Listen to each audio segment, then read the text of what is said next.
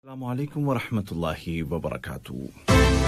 ये Urdu radio Qatar FM 107 है। अब आप उबैद ताहिर से आज का पहला नशरिया समात कीजिए। इब्तिदा में पेश खिदमत हैं इस वक्त की अहम सुर्खियां। साहिब सुमो अमीर शेख तमीम बिन हमद आल थानी और अमरीकी सदर के मुशीर आला के दरमियान दोहा में मुलाकात हुई है, जिसके दौरान स्ट्रेटेजिक ताल्लुकात और इलाकाई और आलमी मसाइल पर तबादला ख्याल किया गया।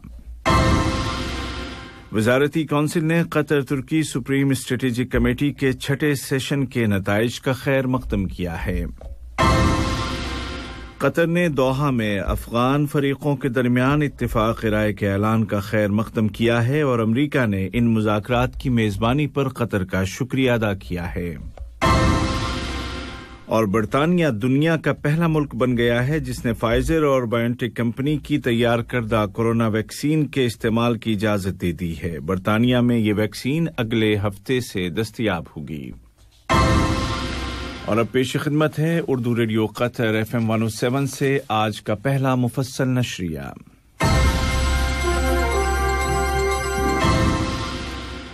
बिस्मिल्लाहिर्रहमानिर्रहीम।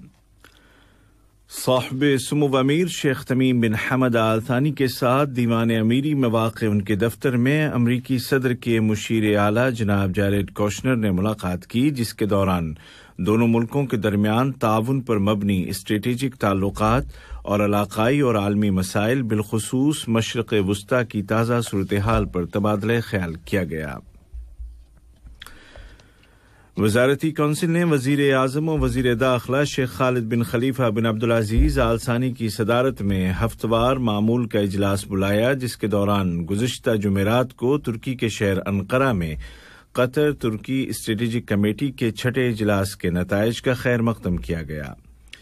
सुप्रीम स्ट्रेटेजिक कमेटी के इजलास की सदारत साहिब सुमो अमीर शेख तमीम बिन हमद आल थानी और तुर्की के सदर जनाब रजब तैयब एर्दोगान ने की।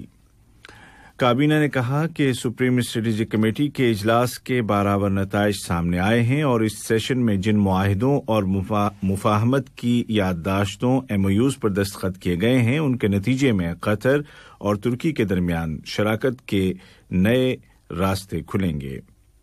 बादअज़ां काबीना ने वजीर सेहत की जानिब से कोविड-19 की ताज़ा सूरत हाल के मुताल्लिक रिपोर्ट सुनी और फैसला किया कि इस वबा की रोकथाम के लिए नाफिज एहतियाती तदाबीर को जारी रखा जाएगा। काबीना ने शूरा कौंसिल की सिफारिशात देखने के बाद मालियाती साल 2021 के लिए कौमी बजट की मंजूरी के लिए मुसव्वदा कानून जारी कर दिया है। अफगानिस्तान में अमन व इस्तेहकाम के क़याम के लिए जारी कतर की कोशिशें बाराबर साबित हो रही हैं और दोहा में जारी मुज़ाकरात के फरीकों ने एक इत्तिफाक़ राय तक पहुंचने का ऐलान कर दिया है। कतर ने इस ऐलान का खैर मकदम करते हुए कहा है कि ये इत्तिफाक़ राय अफगान अमन मुज़ाकरात में एक नुमायां संग-मील है। वाज़ेह रहे कि दोहा में अफगान मुज़ाकरात का आगाज़ 12 सितंबर 2020 से हुआ था। वजारत ख़ारजा ने एक बयान में कहा कि इस अहम पेशरफ्त से ज़ाहिर होता है कि अफ़गान फ़रीक संजीदा हैं और इख्तिलाफ़ात को ख़त्म करने और मुश्किल उमूर से निमटने की सलाहियत रखते हैं। बयान में मज़ीद कहा गया है कि इस कामयाबी से उम्मीद जागी है कि मुज़ाकरातकार 40 साल से ज़ायद अरसे से जारी इस तनाज़े के सियासी हल तक पहुंचने में कामयाब हो जाएंगे। वजारत ख़ारजा ने एक बार फिर कहा कि कतर आलमी बिरादरी और स्ट्रेटेजिक शराकतदारों के साथ अमन के अमल की हिमायत जारी रखेगा ताकि अफगानिस्तान में जामे और पायदार अमन का क़याम अमल में आए। दोहा में बैनुल अफ़गान मुज़ाकरात में इत्तिफाक़ राय के ऐलान पर दुनिया का खुश आइंद रद्द अमल सामने आ रहा है। अमरीकी वज़ीर ख़ारजा माइक पोम्पियो ने इन मुज़ाकरात की मेज़बानी और इनमें आसानियां पैदा करने पर कतर का शुक्रिया अदा किया है। उन्होंने कहा कि ये इत्तिफाक़ राय अफ़गानिस्तान के अमन मुज़ाकरात में एक नुमायां कामयाबी है।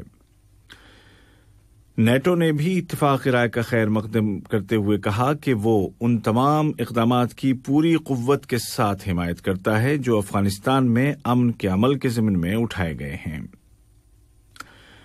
دوسری جانب افغانستان کے صدر جناب محمد اشرف غنی نے اس اتفاق رائے کو ویلکم کرتے ہوئے اس کو مرکزی امور کے متعلق مذاکرات شروع کرنے کے لیے ایک اہم قدم سے تعبیر کیا ہے، جن میں مکمل جنگ بندی بھی شامل ہے۔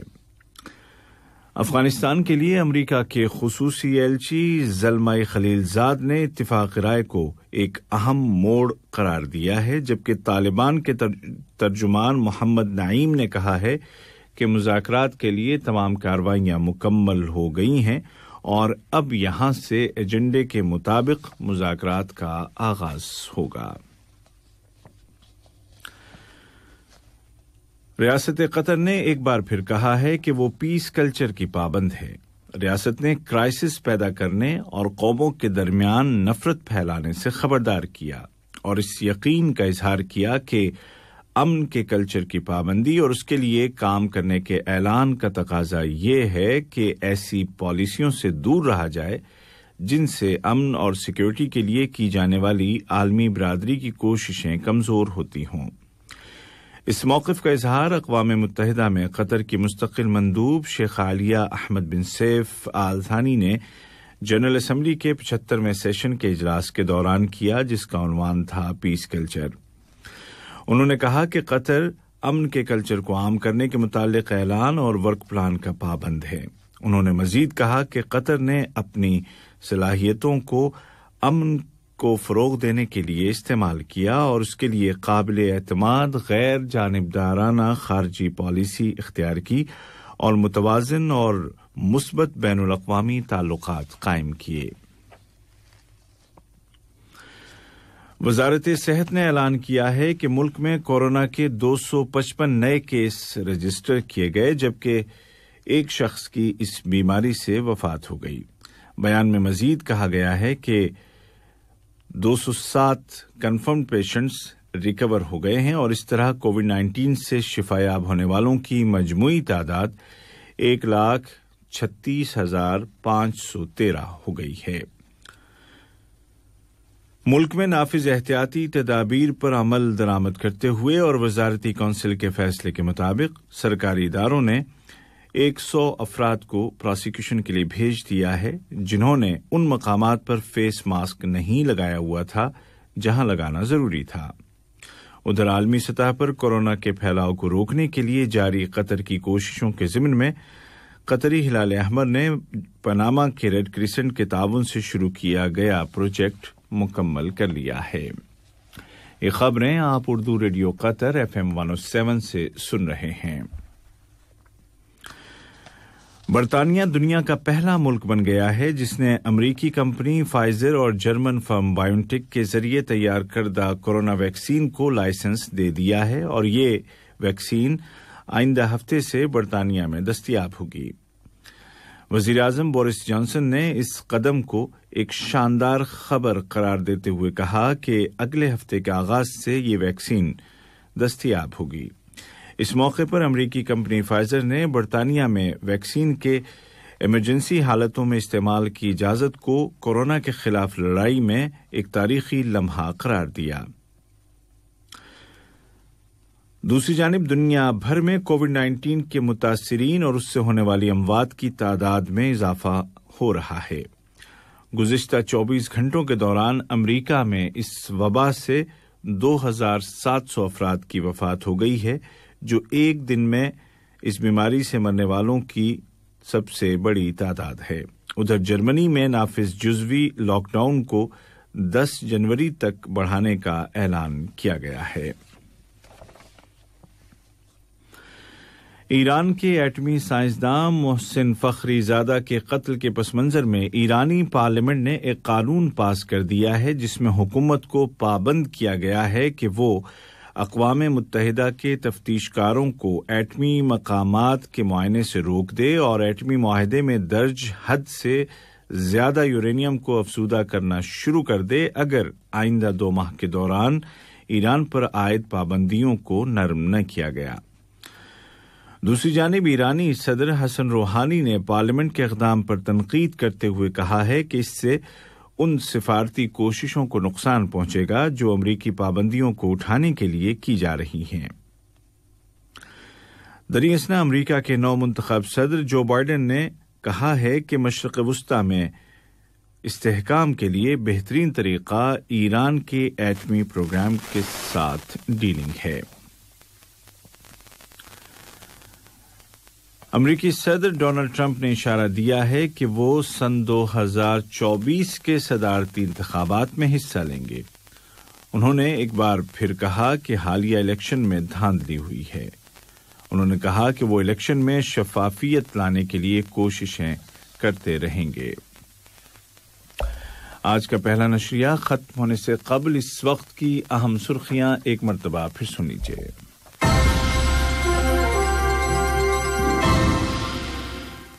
صاحب سمو امیر شیخ تمیم بن حمد آل ثانی اور امریکی صدر کے مشیر اعلیٰ کے درمیان دوحہ میں ملاقات ہوئی ہے، جس کے دوران اسٹریٹجک تعلقات اور علاقائی اور عالمی مسائل پر تبادلہ خیال کیا گیا۔ وزارتی کونسل نے قطر ترکی سپریم اسٹریٹجک کمیٹی کے 6 سیشن کے نتائج کا خیر مقدم کیا ہے۔ قطر نے دوحہ میں افغان فریقوں کے درمیان اتفاق رائے کے اعلان کا خیر مقدم کیا ہے اور امریکہ نے ان مذاکرات کی میزبانی پر قطر کا شکریہ ادا کیا ہے۔ اور برطانیہ دنیا کا پہلا ملک بن گیا ہے جس نے فائزر اور بائیو ٹیک کمپنی کی تیار کردہ کورونا ویکسین کو استعمال کرنے کی اجازت دے دی ہے۔ برطانیہ میں یہ ویکسین اگلے ہفتے سے دستیاب ہوگی۔ اردو ریڈیو قطر FM 107 سے آج کا پہلا